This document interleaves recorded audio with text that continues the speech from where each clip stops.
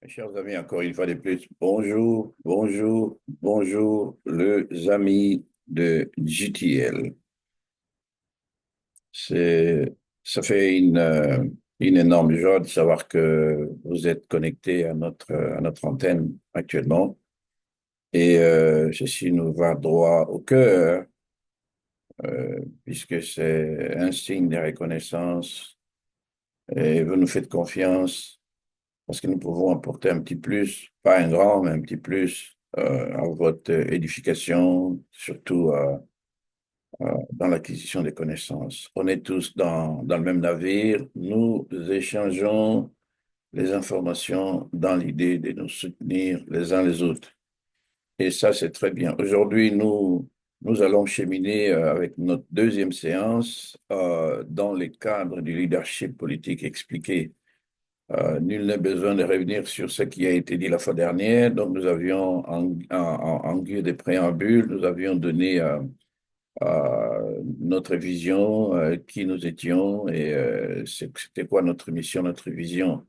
Et nous avions essayé d'expliquer également c'était quoi le leadership politique et quelles sont les qualités d'un bon leader.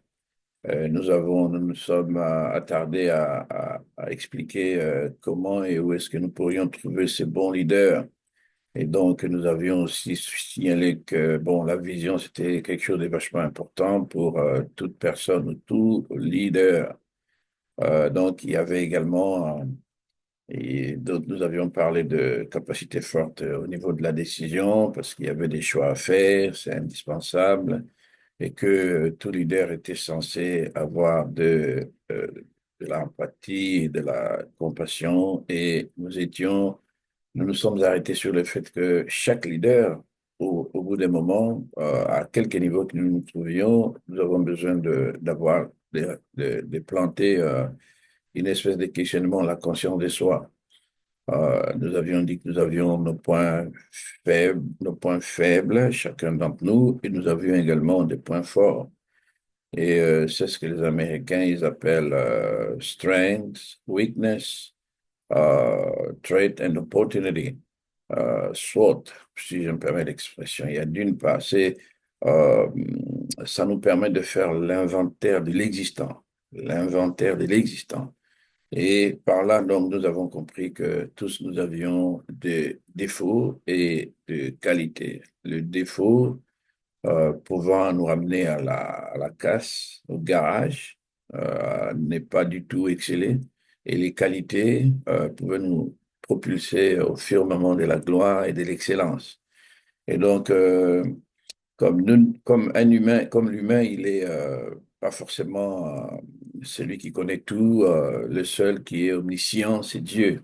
Euh, c'est l'un des attributs de Dieu, il y a l'omniscience. Et les humains, ils sont pas omniscients. Donc, nous connaissons juste des bribes, nous avons des morceaux parcellaires de connaissances, mais pas forcément la connaissance. Même si nous allons nous spécialiser dans des universités, nous sommes les tops de notre discipline, mais pour vous montrer que nous ne sommes pas omniscients, c'est que vous avez un diplôme dans tel ou tel domaine de la science, mais si au-delà de ça, vous ne faites pas de recherche, vous ne faites rien, 5 ans, c'est même trop, vous êtes dépassé, vous êtes obsolète. Ça, c'est la réalité. Ce qui fait on exige également que les gens qui ont un quelconque diplôme, de faire davantage de recherches, davantage de publications, davantage. Et donc, c'est un peu dans ces cadres que nous essayons de faire ce que nous sommes en train de faire, parce que, bon, au bout d'un moment, les connaissances que vous avez eues, si vous ne les perfectionnez pas, ben, c'est obsolète. Et j'ai expérimenté cela lorsque j'étais à Paris. Au bout d'un moment, j'ai travaillé, je faisais les stages dans une compagnie informatique qui avait 150 personnes. Et c'est là, c'était avant 2000, avant 2000. Donc c'était 1999, hein, 1998, 1999. Et je vous garantis, j'ai travaillé dans cette compagnie informatique en tant que stagiaire. Mais tous les 6 mois, on nous disait dans des centres de formation que tous les 6 mois, euh, les matériels qui ont été inventés sont périmés, sont obsolètes. Tous les 6 mois. Et ça, c'était au niveau de l'ordinateur. Microsoft et tout ça, tout le logiciel, il fallait les updates, il fallait faire des mises à jour permanentes, permanentes. Alors, on vous dit 6 mois, vous avez votre appareil, 6 mois, il est obsolète.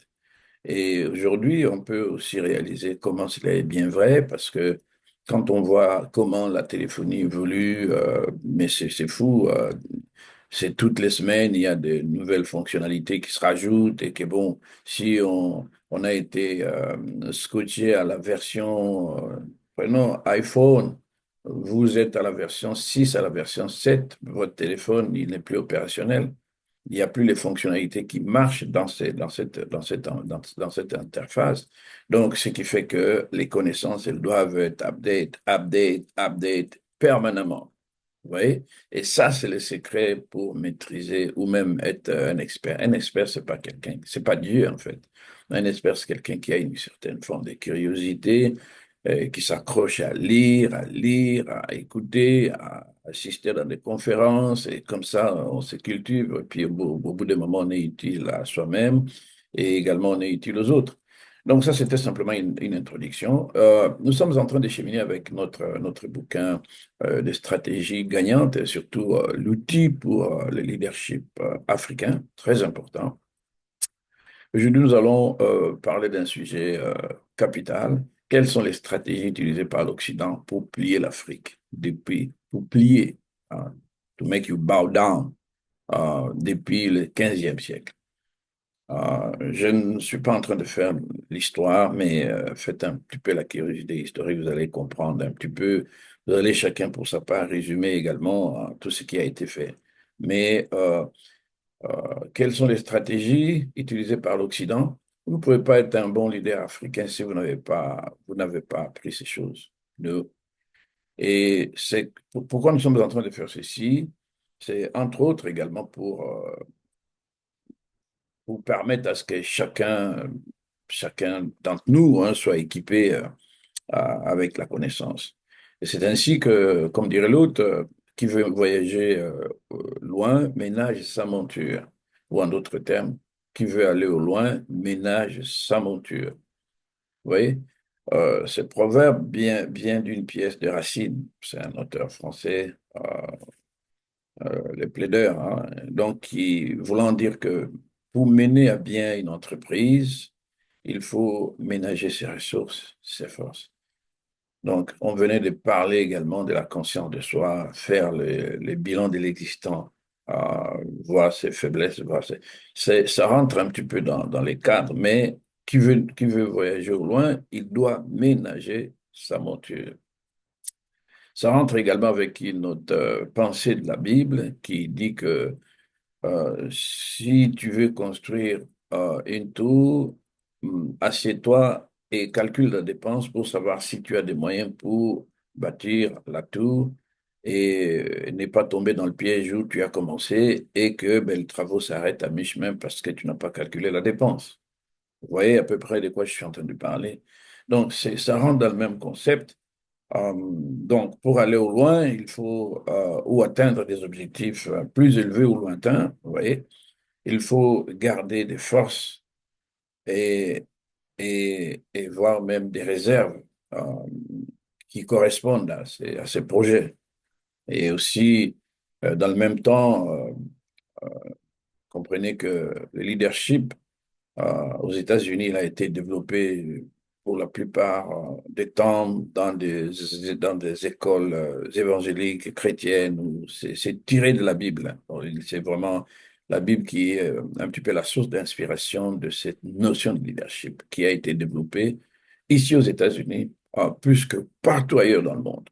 Mais vous allez voir, dans des écoles, dans des universités ou dans des écoles publiques, on enseigne cette discipline, le leadership, mais c'est en parallèle, en tirant beaucoup, beaucoup de leadership biblique, la vie des patriarches, comment ils se sont comportés, comment ils ont géré le royaume, comment ils ont...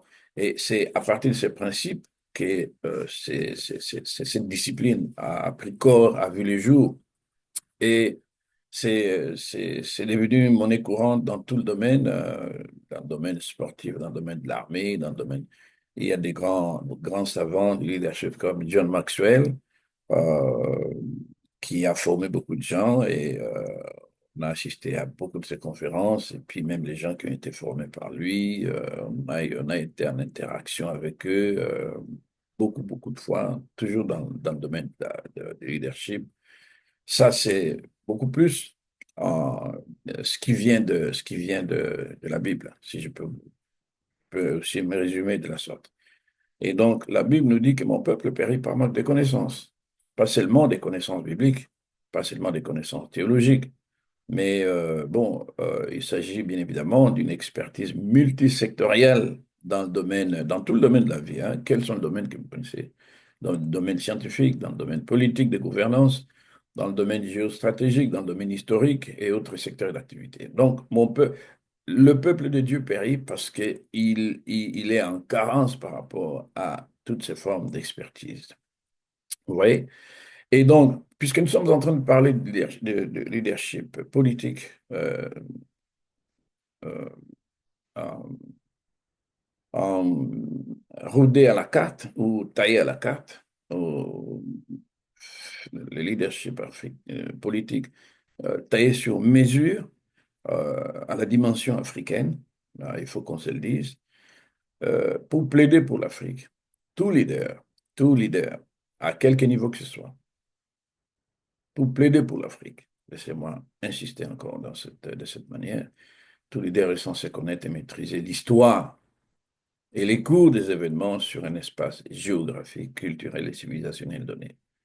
Tu ne peux pas plaider avec brio, avec grand succès la cause africaine s'il y a des réalités qui t'échappent. Et c'est pour cette raison que nous avons besoin de nous recadrer, de nous replacer dans le contexte, dans le contexte historique, dans le contexte de l'Afrique, parce que on veut former une nouvelle race de leaders. Donc, les leaderships politiques, selon les contextes africains, ne peut jamais avoir du sens. Ça ne peut jamais avoir du sens, ou même de l'existence. Et ces leaderships africains ne peut jamais être inventé, comme le disait le feu Thomas Sankara, ne peut jamais être inventé sans au préalable connaître et comprendre les 5 stratégies utilisées par l'Occident pour maintenir son influence sur l'Afrique depuis le 15e siècle. Au bout d'un moment, il faut se poser beaucoup de questions et revenir en arrière, voir à peu près dans le rétroviseur, bien évidemment, c'est petit le rétro. Le pare-brise est grand parce que la vision elle est grande, là où on va c'est grand, plus que l'histoire, mais quelqu'un qui n'a pas des repères historiques, par moment il peut perdre pied, il peut pas savoir également qu'est-ce qui a été fait comme gain, comme qu'est-ce qui a été fait comme erreur, et qu'est-ce qu'il faut éviter, qu'est-ce qu'il faut renforcer. Si on n'a pas une vue rétroactive dans les rétroviseurs, euh, historique, bien évidemment, de l'évolution d'un continent, celui qui est appelé le berceau de l'humanité, on ne peut pas aider l'Afrique. Et ça, c'est très important, il faut qu'on se le dise. Alors, quelles sont les 5 stratégies? Il peut y en avoir certainement beaucoup, hein. Donc, mais ce qui a été retenu dans le cadre de notre étude, les stratégies peuvent être énumérées comme suit.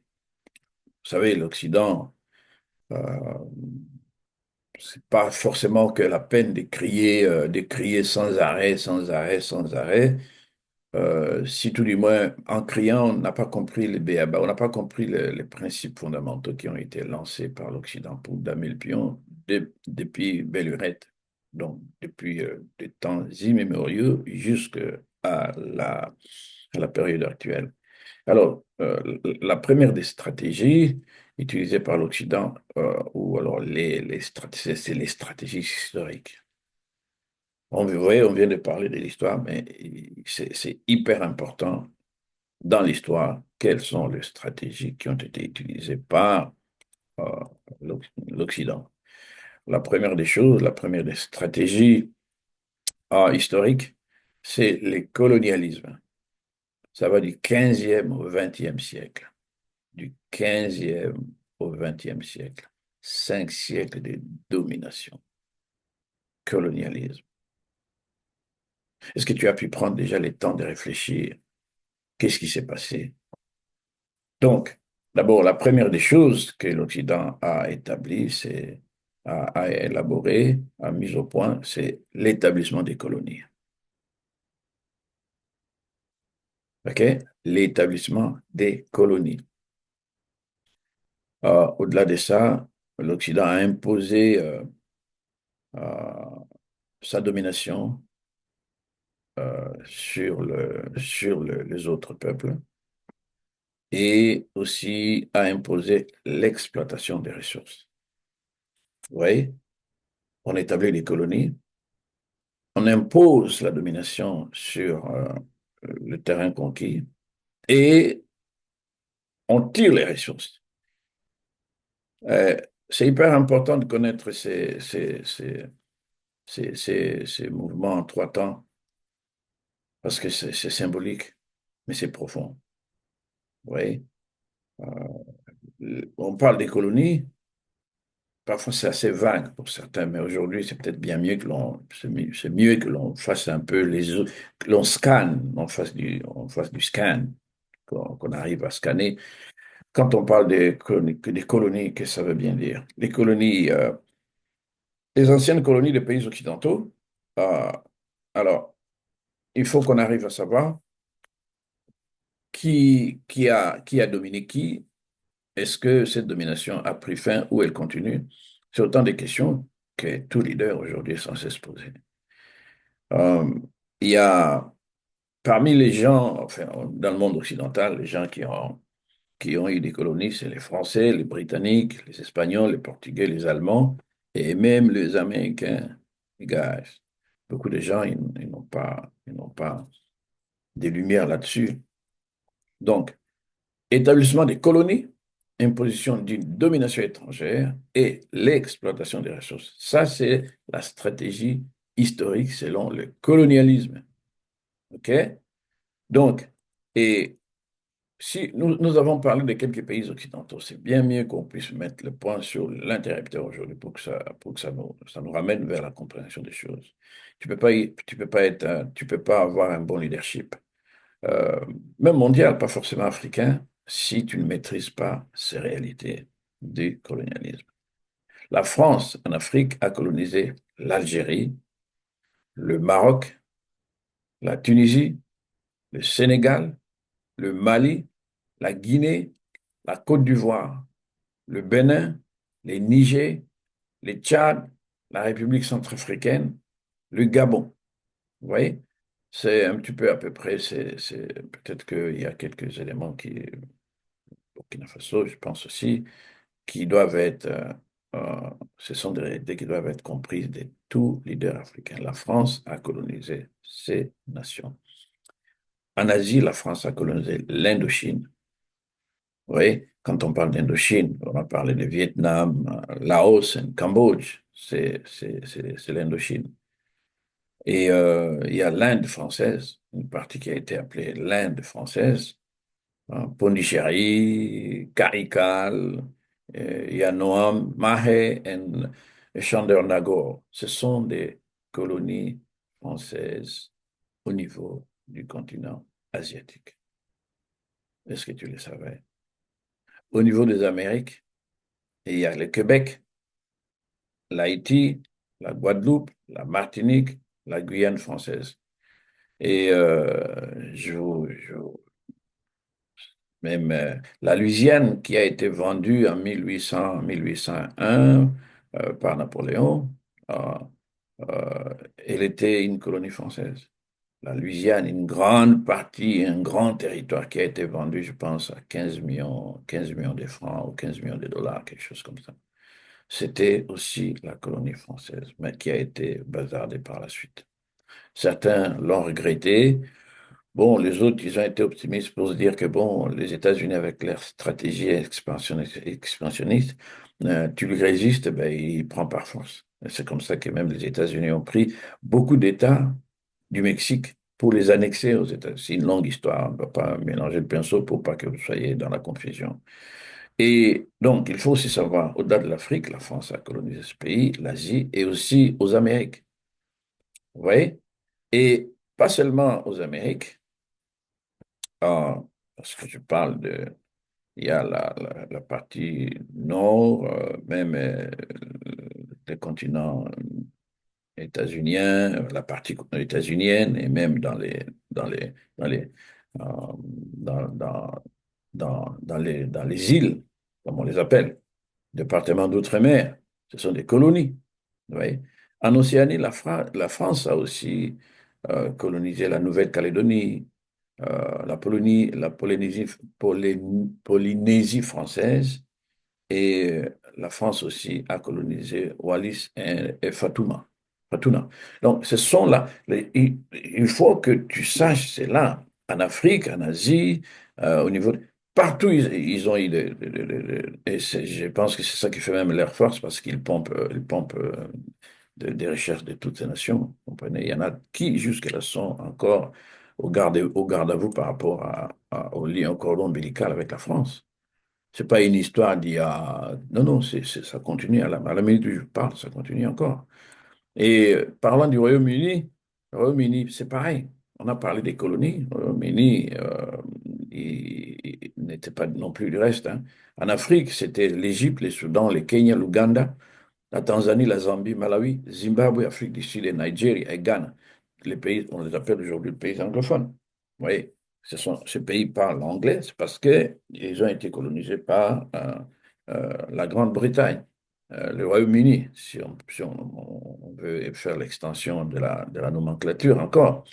Non pas seulement au niveau de l'Afrique, au niveau de l'Asie, l'Inde, le Pakistan, le Bangladesh, le Sri Lanka, la Malaisie, Singapour et Hong Kong, c'était sous la bannière, l'umbrella à domination anglaise.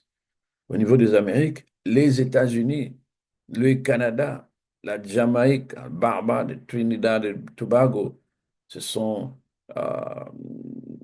des colonies britanniques. Au niveau de l'Océanie, il y a l'Australie, la Nouvelle-Zélande, Fidji et Tonga. Ça, ce sont des colonies, euh, des colonies du Royaume-Uni. Au niveau des îles, il y en a qui sont encore sous cette ventouse, cette bannière. Il y en a d'autres qui ont commencé à se défaire pour se dire que non, non, non, on ne veut plus ça. Mais ça se passe paisiblement, pas de la manière un petit peu avec la France, par exemple. En Afrique, aujourd'hui, c'est un cordon ombilical. La France ne veut pas la couper, ne veut pas le couper.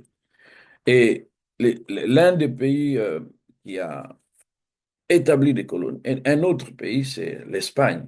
L'Espagne, c'est pareil au niveau des Amériques. L'Espagne a colonisé le Mexique, le Pérou, le Chili, l'Argentine, la Colombie, le Venezuela, l'Équateur, le Cuba et le Porto Rico. C'était les Espagnols qui ont colonisé ces pays. En Afrique, les Espagnols ont colonisé le Maroc espagnol. Vous voyez, on parle du Sahara occidental, IFNI, Sahara occidental, quand on parle de Maroc, c'est pas espagnol, c'est-à-dire une partie de ce pays qui avait été colonisé par les Espagnols. On parle également de la Guinée équatoriale. Au niveau de l'Asie, au niveau de l'Asie, les Espagnols ont colonisé les Philippines. Vous voyez? Qui d'autre parmi les gens qui ont de l'influence, je parle également du Portugal, par exemple. Le Portugal, si on voit au niveau de l'Afrique, communément, vous savez que, bon, le Portugais, il y a l'Angola, la Mozambique, la Guinée-Bissau, le Cap-Vert, Sao Tomé et Principe. Ce sont les colonies portugaises. Au niveau de l'Asie, le Portugal a colonisé l'Inde portugaise, on appelle l'Inde portugaise, c'est-à-dire Gao, Damani, Diu et Macao. Et aussi au niveau des Amériques, ça vous vient à l'esprit, le Portugal a colonisé le Brésil, ça vous le savez. Et d'autres colons, nous parlons des Allemands. Les Allemands, très important, il faut le souligner, parce que on ne peut pas parler de ces choses si on n'a pas cette overview. Vous voyez? On ne peut pas être un leader si on n'a pas cette partie d'historique. Et là, c'est hyper important dans ces concepts que nous puissions nous remémorer et que nous puissions mettre à l'avant-plan ces éléments pour mieux comprendre la géopolitique aujourd'hui. Autrement, on ne comprendra rien du tout. On va se faire balloter à gauche et à droite. On va se faire damer le pion comme pas permis. C'est parce que, bon, quelque part, ben, on n'a pas réellement suffisamment d'informations. Et c'est ça, nous avons besoin de le savoir. La répétition, c'est la mère de la science. Alors, cinquième colon, un pays colonisateur. Donc, nous parlons de l'Allemagne. Vous voyez, l'Allemagne, l'Allemagne a eu des colonies en Afrique comme en Asie. L'Allemagne, en Afrique, les Togolais ont été colonisés par les Allemands. Le Cameroun ont été colonisés par les Allemands. La Namibie et la Tanzanie ont été colonisés par les Allemands. Il faut le savoir. En Asie, la Chine, concession de Tianjin, a été colonisée par les Allemands. Au niveau du Pacifique, il y a les îles Marshall, les îles Marianne, les îles Caroline, colonisées par les Allemands. Bon, je sais que l'histoire par la suite nous a montré, avec l'histoire de la guerre, comment l'Allemagne a perdu ses territoires qui ont été pris par ses parrains, parce qu'ils ont estimé qu'elle a eu une attitude belliqueuse au niveau de l'Europe, donc elle a été quelque peu sanctionnée. Et le plus important aussi, c'est que beaucoup de gens, ils pensent que les États-Unis, c'est innocent, ils n'ont rien fait, ils n'ont pas fait du mal à quelqu'un, ils n'ont pas... Non, non, non, non, non, non, non, détrompez-vous. Les États-Unis ont eu aussi des colonies. En Amérique, il y a, au niveau des Amériques, hein, vous voyez, on parle d'Amérique, ça peut prendre cette partie de l'océan vers le bas, au sud des États-Unis. Il y a les îles Hawaï. Porto Rico, Guam, les îles Vierges américaines, ce sont des colonies américaines. Au niveau de l'Asie, les Philippines, de 1898 jusqu'à 1946, c'était la, une colonie américaine. Le Japon, bon, ça c'est par l'occupation après la guerre mondiale, mais c'est aujourd'hui, ils sont comme une colonie américaine. Ils n'ont pas bougé d'un iota depuis la bombe a été larguée à Nagasaki, Hiroshima. Ils restent pendant très longtemps un petit peu en laisse. Donc, il est important de noter que cette liste, hein, il peut y avoir beaucoup d'autres éléments, mais nous avons besoin d'approfondir. Mais c'est hyper important de comprendre cela. Au-delà de la colonisation, au-delà du colonialisme, qu'est-ce que les Occidentaux ont fait? Deuxième élément, c'est l'esclavage. Il faut savoir ça, c'est l'esclavage. C'est le travail forcé, c'est la traite des êtres humains et une perturbation culturelle qui, à mon avis, jusque-là, n'a pas encore, la mayonnaise n'a pas encore pris. Et ça boite encore. Parce que quelque part, c'est l'effet de l'esclavage. Prendre du monde, un grand monde dans le continent noir, et ramener aux Amériques toutes les îles qui sont dans les Pacifiques, jusqu'au Mexico, jusqu'au Brésil, jusqu'aux États-Unis. La traite a duré tout le temps où nous avons parlé de la colonisation, de la domination du 15e jusqu'au 20e siècle. C'était la casse. On a cassé un peuple à un niveau où vous ne pouvez pas réaliser. Et je me demande même si c'était une autre race cassée comme ça, si elle pouvait tenir. Bon. Sûrement oui, je pense, parce que Dieu, c'est le Dieu de le Dieu créateur, c'est le Dieu de la dernière chance. Il ne peut pas permettre l'extinction totale d'un peuple comme ça, même s'ils ils ont réussi à le faire avec les Amérindiens. C'était eux qui étaient la majorité, mais aujourd'hui, ils sont réduits à une simple expression. Bon, ça, c'est l'esclavage. Troisième élément, le principe, c'est diviser pour mieux régner. Ce principe a été mis au point pendant longtemps, en fait, il faut le dire. Donc, du 19e siècle jusqu'au 20e siècle, euh, l'Occident a instauré un autre système qui consistait à générer des conflits tribaux que vous n'avez jamais vus. Beaucoup de conflits que nous avons en Afrique, c'est des conflits instrumentalisés dans la stratégie de la division pour mieux régner. Conflits ce sont des gens qui sont nés, qui vivaient dans une paix terrible ensemble. Il y avait des guéguerres, c'est vrai, mais c'était pas au point où on prend une machette, on casse les crânes en mille morceaux et on s'en réjouit et aucune punition n'est suivie. C'est comme si, bon, c'est une sémence qui a été plantée. Et des divisions ethniques et des conflits frontaliers, ils ont été plantés sciemment par l'Occident. Et tout leader est censé comprendre ces choses. Tout leader. Quand il y a des conflits comme ça, il faut aller au niveau de l'histoire et voir quels sont les éléments historiques qui peuvent aider à comprendre. Parce que vite fait, on se lance en besogne sans pour autant maîtriser le paramètre et on essaie de résoudre des problèmes aujourd'hui en prenant le superficiel.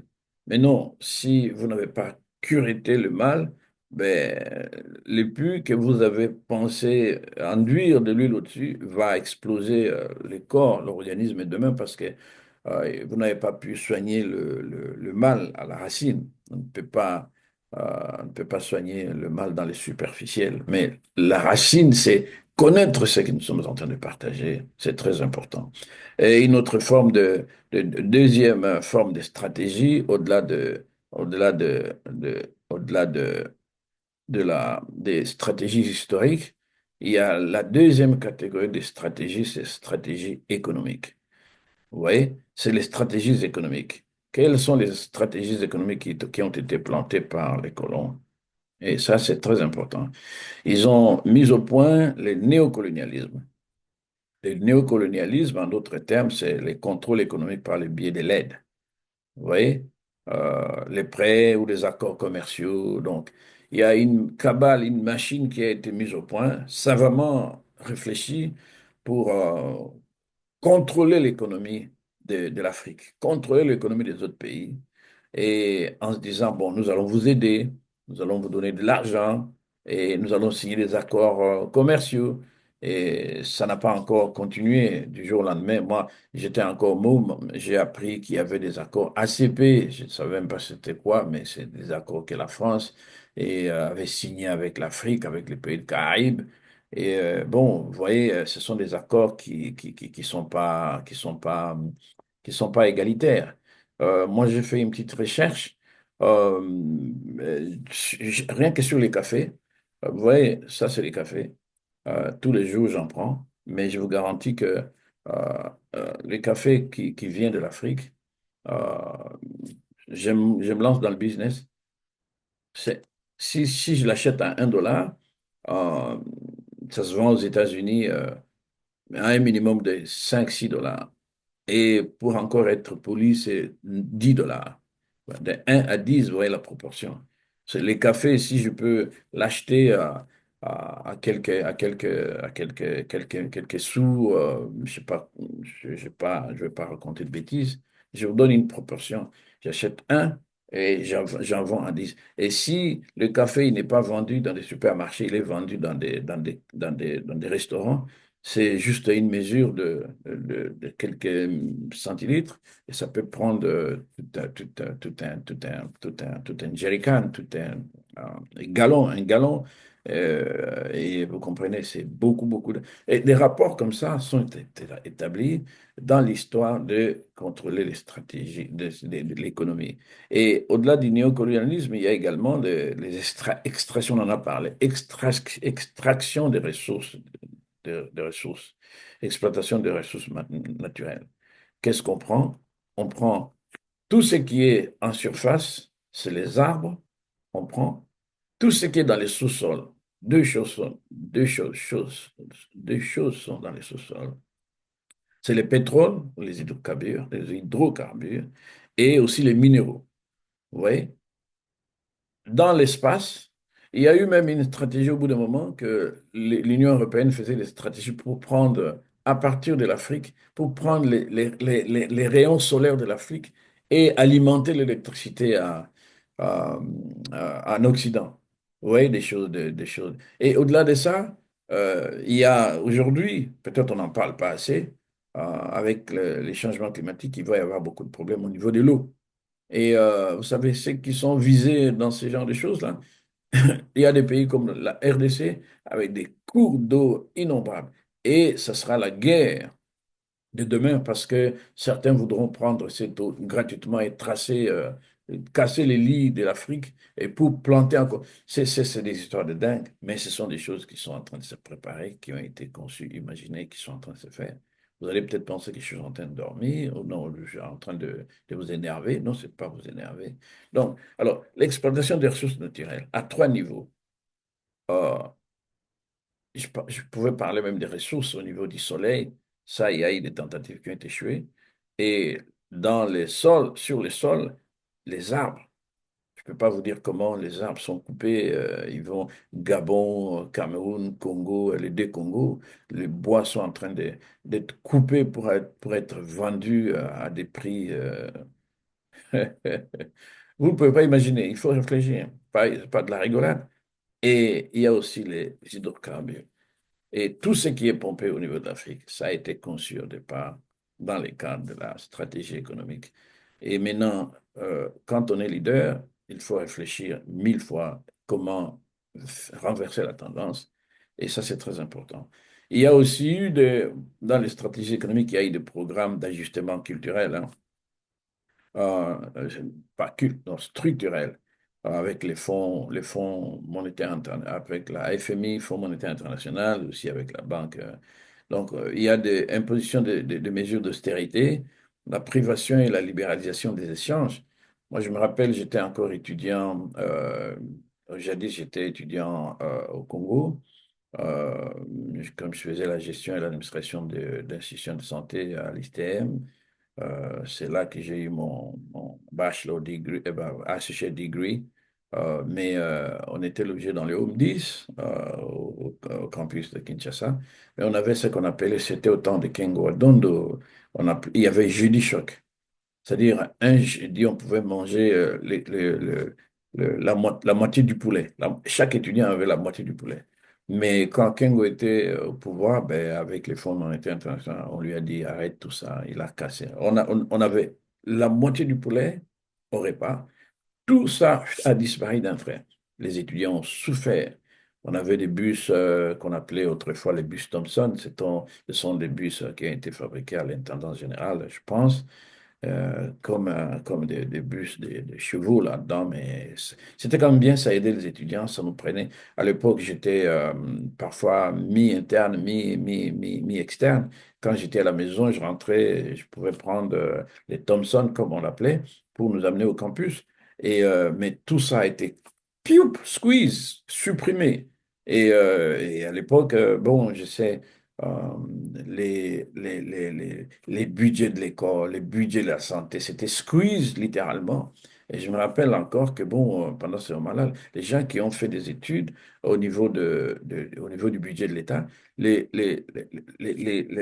budgets de la présidence à l'époque représentaient 26% du budget du Congo. Alors que quand vous voyez les étudiants, tous les étudiants, hein, moi j'en faisais partie, mais c'est un virgule quelque chose, et la présidente, c'est des choses de fou.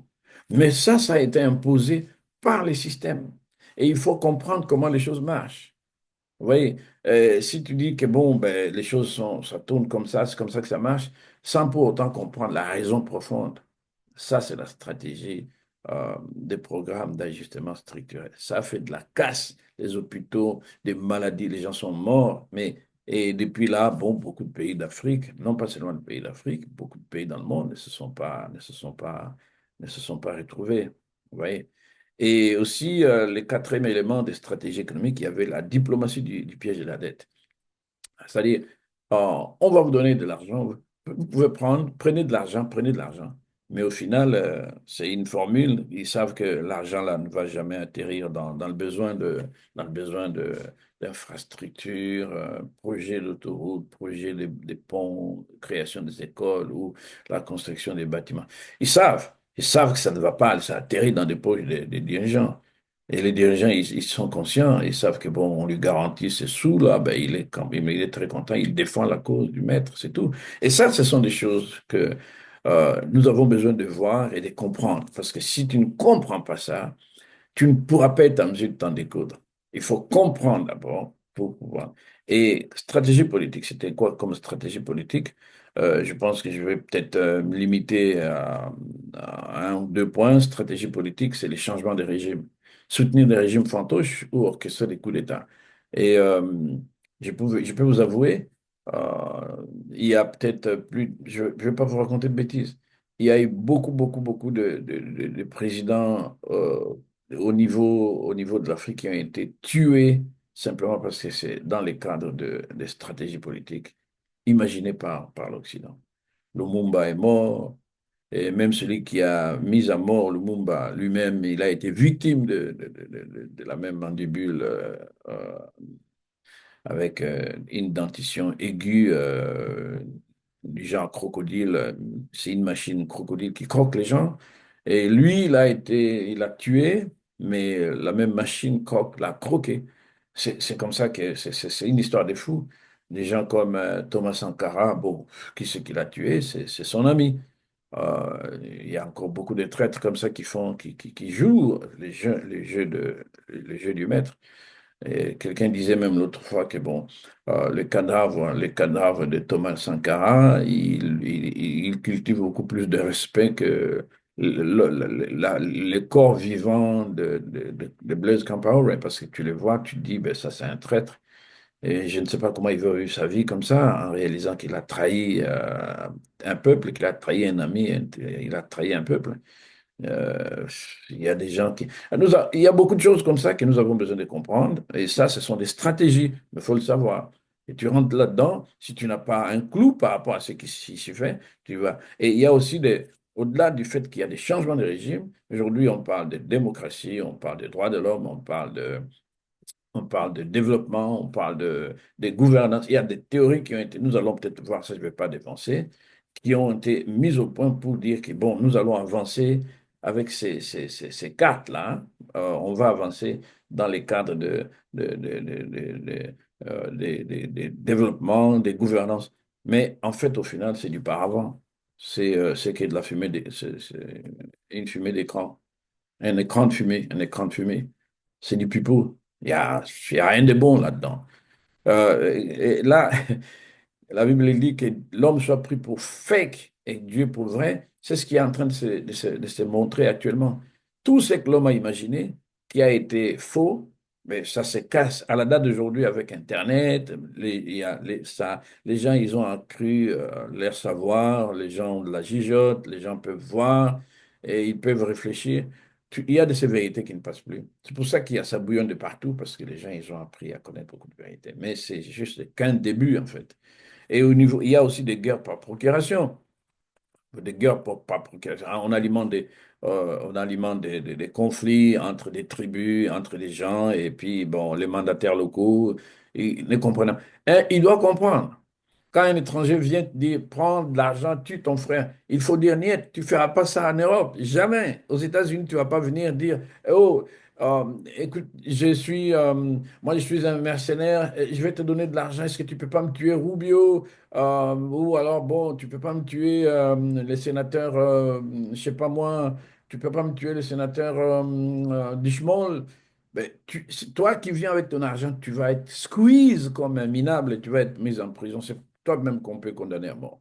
Ils n'acceptent pas cette tuerie par c'est la honte, mais c'est là, justement, nous sommes en train de parler des valeurs morales qu'un leader est censé comprendre. Quand pareille chose vient, qu'est-ce que nous allons devoir mettre? Ça, ce sont des guerres par provocation. Il y a également le soft power, qui veut savoir, c'est la ligne de méthode aussi utilisée par l'Occident, c'est l'influence culturelle, les contrôles des médias, et on envoie des ONG partout. Toutes les ONG que vous voyez, ce sont les ONG qui ont un but. Hein. Les buts, c'est pas pour ton bien. Il y a des sous qui donnent, mais ceux qui gagnent derrière les sous qui donnent, tu vas penser que c'est la générosité. C'est pas la générosité. C'est une ruse qui a été plantée, qui a été mise en place pour savoir mieux jouer. On est comme pompier pyromane.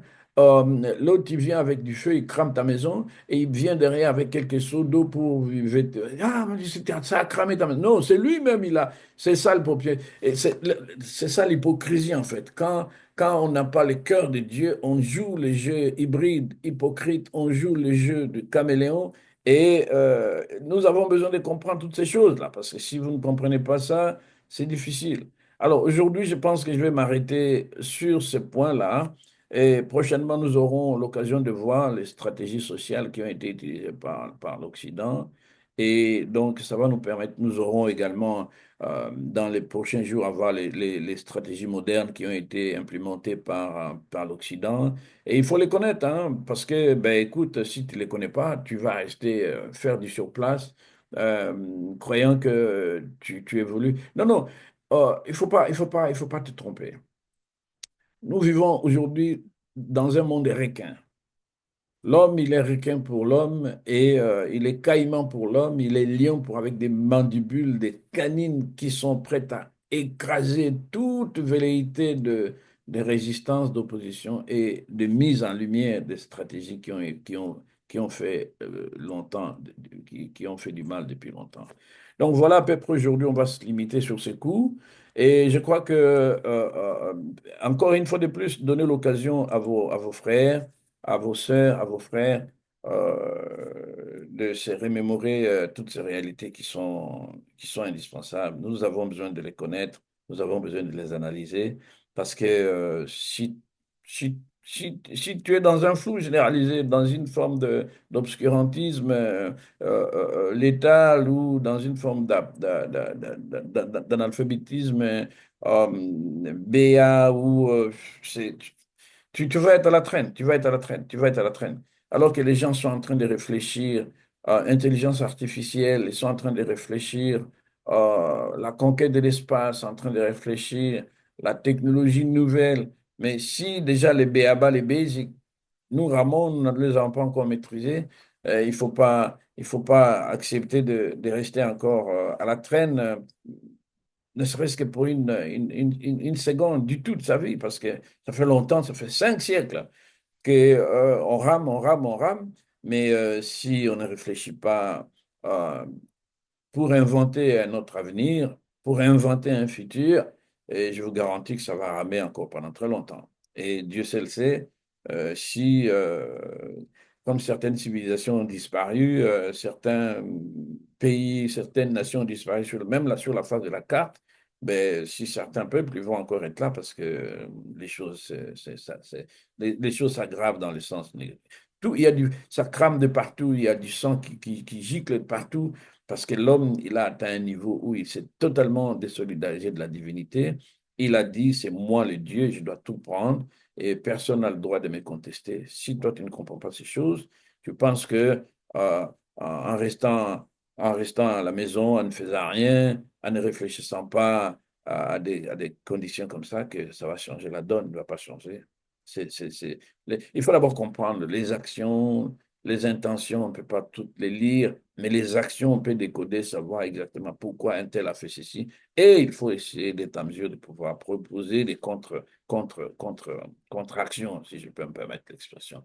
Écoutez, les amis, euh, je pense que pour aujourd'hui, nous allons devoir nous limiter sur ce point. Merci beaucoup. Donc, on se dit à très bientôt. Et je vous garantis que prochainement, ce sera la version anglaise, parce que nous sommes bilingual. We're going to try to do both in French and in English. So get ready. If you are an American or someone English speaking from English speaking country, get ready because we're gonna have also the teaching for you and your whole family. Talk to your people, friends, and all those who are connected to you through social media. So we're gonna be able to communicate what we need to know for us to raise again. And may God bless you. Merci beaucoup. Ciao.